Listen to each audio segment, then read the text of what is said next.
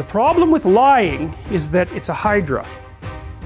And kids find this out very early, because you tell one lie and what happens is it has one of the consequences that you expect. Maybe you get away with it, but it has 3 or 4 others that you don't expect. And so it's like it grows some complexity. And then you have to tack a lie on each of those little complexity outcrops, and then they grow 3 more complexities, and soon this little lie turns into a great big ball of lies, and at some point it becomes painfully evident to everyone. And by that time, you're in such, you see this with politicians, like that guy who was sexting. Anthony Weiner, yeah, perfect name for him, man. It's so funny. I shouldn't make that comment because it's so obvious, but it's still funny.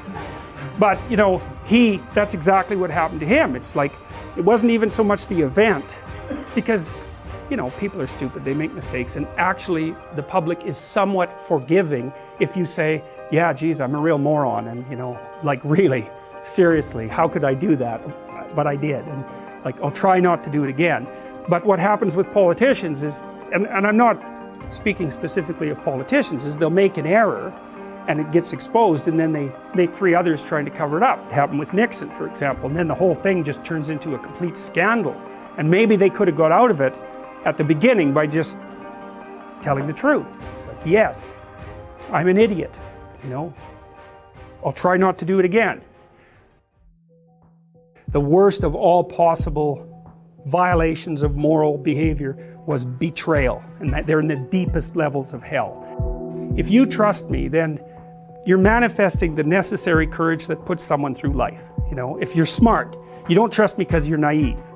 You trust me knowing that I'm full of snakes and so are you, but maybe we could cooperate and move things along nicely, you know, and we could reduce each other to the word, to our word, and we could cooperate. But you're awake, you know, and then I betray that, then I'm undermining your necessary faith in life and humanity.